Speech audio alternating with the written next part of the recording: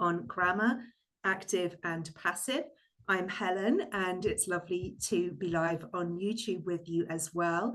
We've got lots of people from E2. Welcome, Ahmed, Albert, Fatima, Divya, Edith. Good to see you again. And on YouTube, it's lovely to see people joining us there. Do feel free to say hello in the chat and say where you're from if you'd like to do that. Now we're going to get straight into it today. We're going to be talking about active and passive today and how to use them and the best way to use them in the OET test. So let's talk about the active sentences first of all. In an active sentence, we have the subject and the verb and the object. We might say the subject does something. For example, the doctor discharged Mr. Smith. Now you can actually switch up the subject and object. So here it goes round. Mr. Smith was discharged by the doctor. It's just flipped round. Now you can also remove the original subject. There he is on his own. Mr. Smith was discharged. Now, why would you write a passive sentence? Anyone want to say in the chat, why would you write a passive sentence, particularly in OET? What's the benefit of doing that? What's the benefit of writing a passive sentence? Well, it removes the subject because the subject might not be important, and it emphasizes the object, in this case, Mr. Smith. So we're going to start by thinking about why you would remove the subject because it's not important. I'll talk more about that in a second, but I'll just mention now that as the end of the financial year is here, to celebrate, you can get 20% off any E2 test prep package or upgrade by using the code EOFY20. Each package includes the best OET online prep course and heaps of methods, videos, and practice questions. And hurry because the discount ends June 30th, 23:59 Australia time. And if you're not sure how to begin your OET test prep with us, book a free Zoom consultation with one of our expert English advisors to help you get on track for English success by clicking on the link in the comments or the description. So let's get back to active and passive. We'll do a quick task. Look at the passive sentence, Mr. Smith was prescribed aspirin, and think, who prescribed the aspirin? Well, who cares? Who knows? It's beside the point. We might say someone prescribed aspirin to Mr. Smith, or just aspirin was prescribed to Mr. Smith. There it is. And there it is in the active form. Someone prescribed aspirin to Mr. Smith. Kind of a boring sentence, but here in the passive, it looks more objective. Mr. Smith was prescribed aspirin by someone. Much more natural is just to say Mr. Smith was prescribed aspirin. So the subject has disappeared, but we can usually guess who the subject might be. Who do you think the subject is in this sentence? Mr. Smith's leg was x-rayed. Tell me in chat, who do you think did the x-raying? Who did it? Any ideas? Can you take a guess?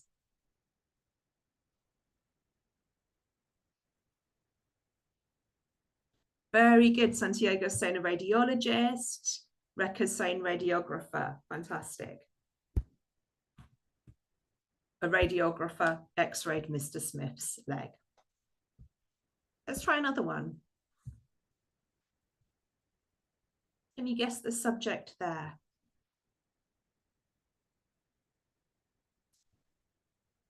Any ideas? What's coming in chat? We might say the postman or the postal worker delivered Mr. Smith's heart monitor today. Now, when should I use active or passive? People often think about this when writing OET letters.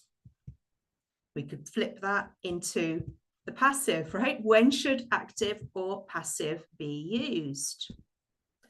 And the answer is, like many things in writing, it depends on what you want to emphasize. Okay, so we've got an active sentence. A paramedic treated Mr. Smith for concussion at the scene of the accident. And the passive one, Mr. Smith was treated for concussion at the scene of the accident. Which one do you think would be more appropriate, the active or the passive? Tell me in chat, which one do you think would be better?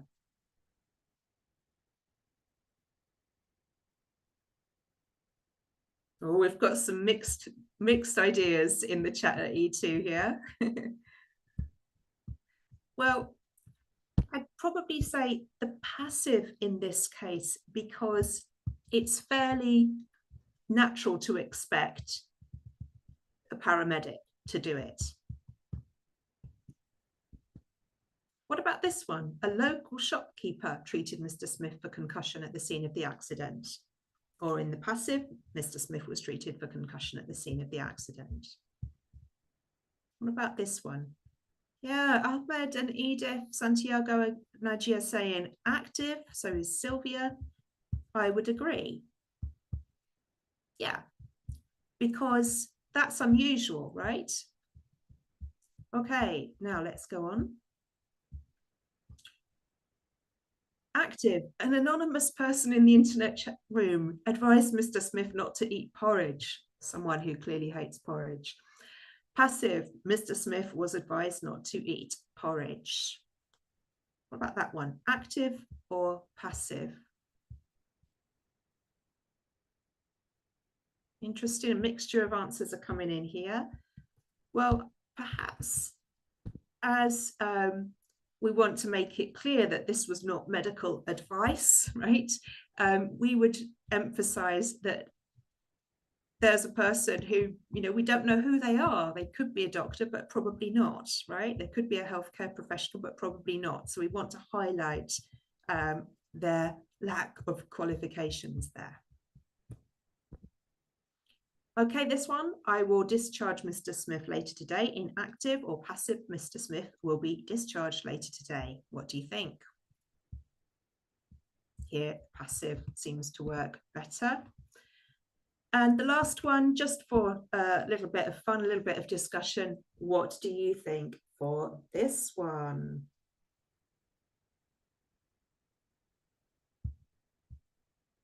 Most of you are saying passive. I put this into active just to be a little bit controversial, but here both might work, but we might want to stress who is doing it, the consultant.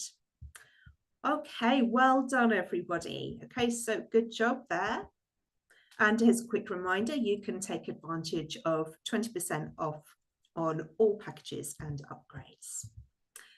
Now, how to make a passive sentence. I think a lot of people are able to do that, but we'll just have a quick reminder.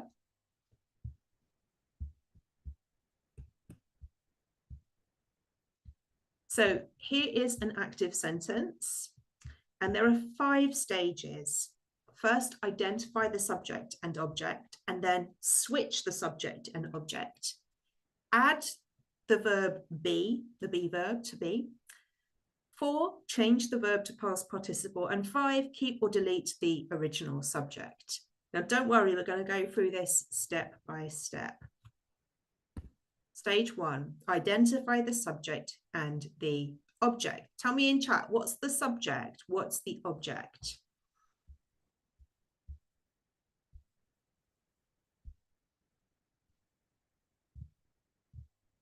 What's the subject, right? The nurse. Well done, Rekha. Yes. And then obviously we're going to switch it around and we get the sentence, Mr. Smith's blood took the nurse. Gosh, this sounds like a horror film. This isn't quite right. We're going to add the be verb. Mr. Smith's blood was took the nurse. Still not quite there yet. We're going to change the verb to the past participle. So rather than took, what should it be? Well done, Edith. Taken. Yes. Mr. Smith's blood was taken, the nurse. Now we need to do one more thing. We need to keep or delete the original subject, and you'll notice the word by comes in. Yeah, well done, Ahmed. By the nurse. Mr. Smith's blood was taken by the nurse. Or if you think, well, that's obvious, the nurse would take his blood, you could just say Mr. Smith's blood was taken. Right, so this part is up to you. This part here in green is up to you. Any questions on this? No questions? So we'll keep going. They're the sentences as we've just created it, the final one. Now let's think about how to change things up. And I want to remind you, you're going to need to use the verb to be. Okay, so here we have the active voice. Examine or examines the patient, examined the patient, will examine the patient, is examining the patient, was examining, has examined, had examined. And over in the passive, we have the to be verb, okay? Is or are examined, was or were examined, will be examined, is being examined, was being examined, has been examined, had been examined. There are lots of different forms that are important to learn.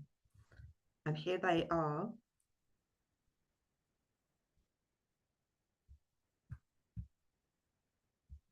And I'm not going to read them all through, but I do encourage you to check them out and review them, all right? And let's just keep going. Remember that there's a 20% discount being offered until the end of the month. Don't forget to take advantage of it. So now let's try with some sentences. We're going to change active to passive, passive to active. Examine. I examined Mr. Smith. Can you make that a passive sentence? Make that passive.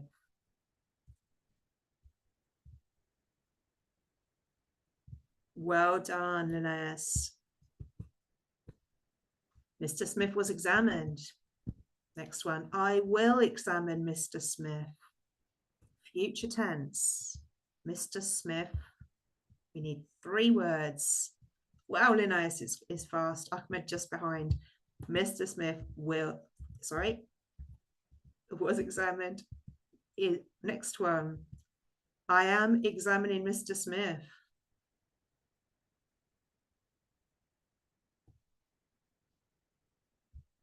Is being examined. Mr. Smith is being examined. So you can see there's quite a change that's happening there. Well done, Saga. I have examined Mr. Smith. I have examined Mr. Smith. Has been examined. Well, very good. People have studied this, it's clear. Okay, so a quick recap. We would write a passive sentence to remove the subject because it's not important, or to emphasize the object, in this case, Mr. Smith. And a reminder of the process: identify subject and object, switch the subject and object, add the be verb, change the verb to past participle, and keep or delete the original subject.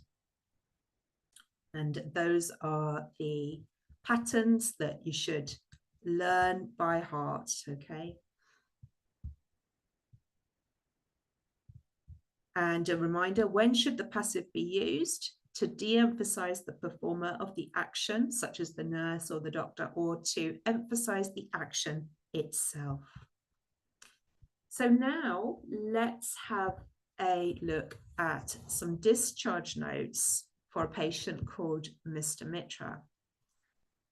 And here, these are written in note form. Now, you may recognize these as looking something like the OET case notes, because there's no verb apart from, well, there's no verb actually, there's one verb there, but we tend to see note form as being quite brief. And remember, you need to expand the notes so that they read as full sentences. That's what the OET writing task is asking you to do. So I'd like you to try to write these 5 notes into sentences. If you'd like to put them in chat, feel free to do that.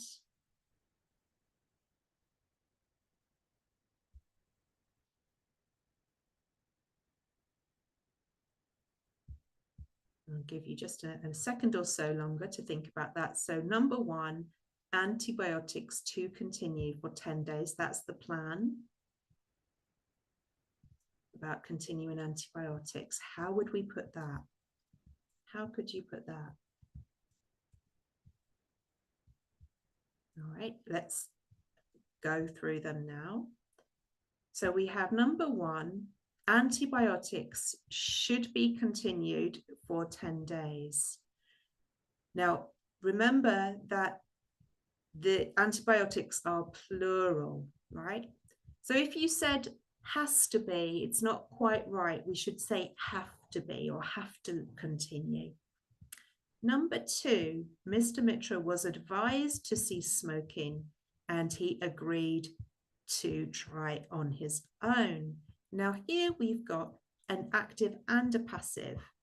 So Mr. Mitra was advised, there it is in the passive form.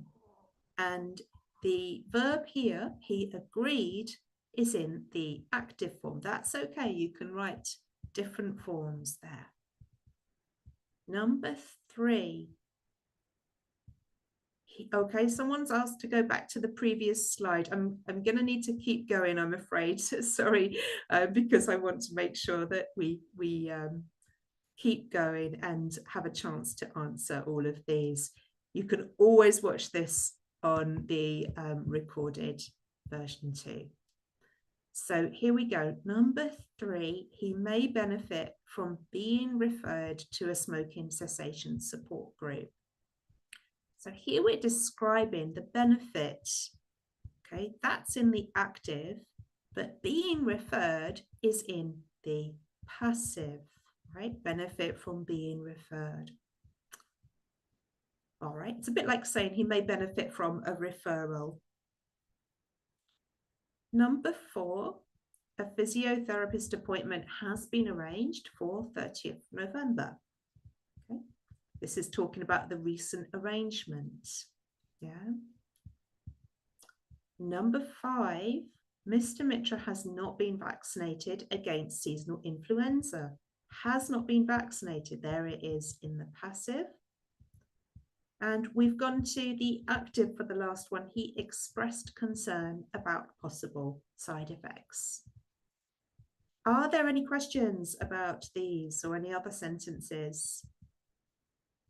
Or give me a thumbs up if you're happy to go on.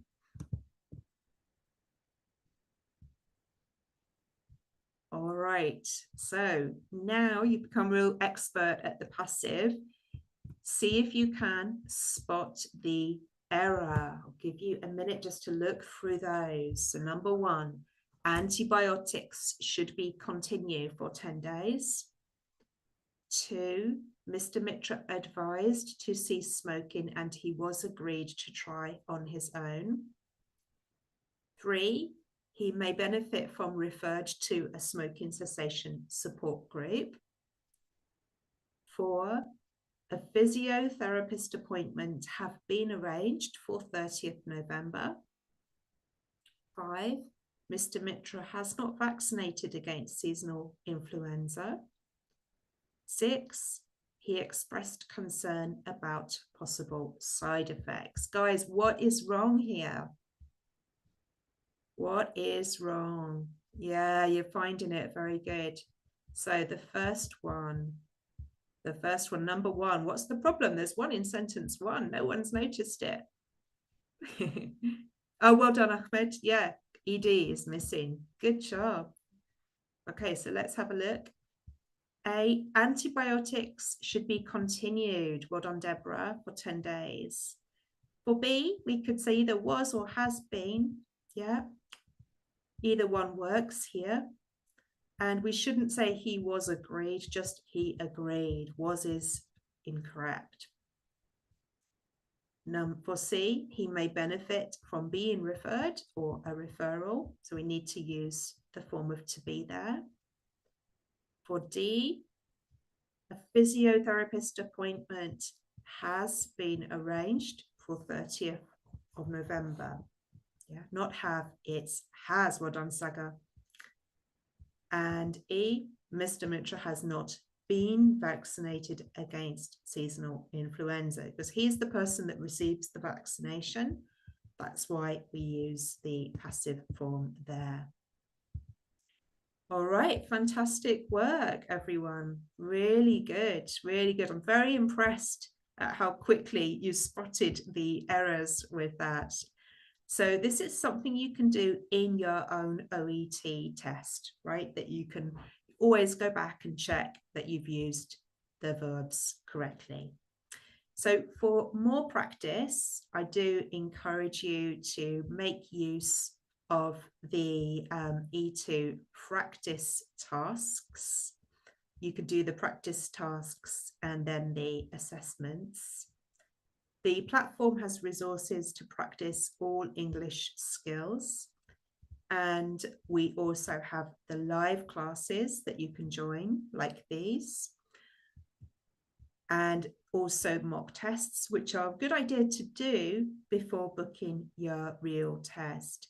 Now, I'm going to take any questions for another 5 minutes because you guys were so fast and so good. We do have time for some questions. So I'll just say a few more things. And if you've got any questions, feel free to put them into the chat and I'll address them. Okay. So remember, you have the upgrade offer or for 20% off and the opportunity if you'd like to talk through any concerns, any questions that you've got with one of our expert English advisors. It's a nice way to get set and plan your strategy for the test. So are there any questions? Any questions? Anything that people feel they're not sure about? And if anyone wants to ask any other questions about the passive, please feel free to do that. Divya has asked a question. Let me just read it. Okay. Thank you, Divya. So Divya said, in writing case notes, they mentioned question mark. Sometimes you see a question mark. What does this mean and how to expand that case note in a sentence? Okay, so if you see a question mark, maybe someone can answer that question in the group, but it means that something is not clear. Something is a possibility. It could be a diagnosis, is a provisional diagnosis, or it could be that something is a possible option for care. Rekha is saying query. Absolutely. So there you're going to use the language of possibility, like may or might or could have, provisional, maybe words that show that you are thinking about something. It's a recommendation, but it's not a firm request. So it might be, he may benefit from. All right. Does that answer your question, Divya? It's something a lot of people are thinking about. Okay, some more questions coming in here. When writing a referral letter, should I include all the discharge plan case notes? write the notes that you think are relevant. So part of this test is making judgments about what is relevant, what is important for the reader of the letter. So probably not, Huawei, probably not, that you probably won't include all the discharge plan case notes, but read them individually. And this is something that we do in tutorials and in our live classes. We look and we discuss all the case notes. So that's something that would be useful. Chavi has said, do we write the diagnosis in small letters only? That's a super question. And the answer is no. You should, excuse me, yes. The answer is yes. Disease names are not written in capitals unless they are diseases which are named for a person, such as Alzheimer's disease. There you need a capital A. Lou Gehrig's disease, that has a capital L and a capital G.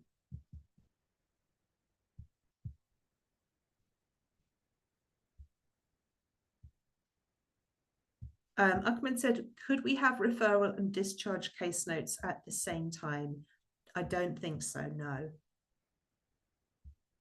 Marley says, should we write all the vital signs provided? It depends if they are relevant for the reader. Okay, if they're relevant to whatever the reader needs to do, write them in, but you could also summarize them. Dosage of medicine. I'm going back to that particular point I've made again. Do you mention it? If the reader is in charge of compliance with medication, I think that's a nice thing to say.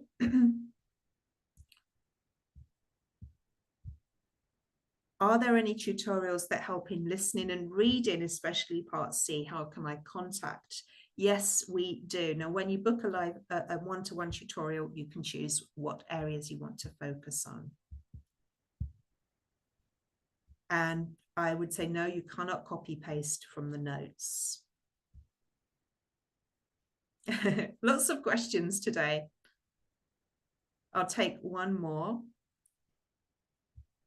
When writing the purpose, no, you're going to write a summary in the first paragraph, and then you will expand the purpose with relevant information as you go, Chavi.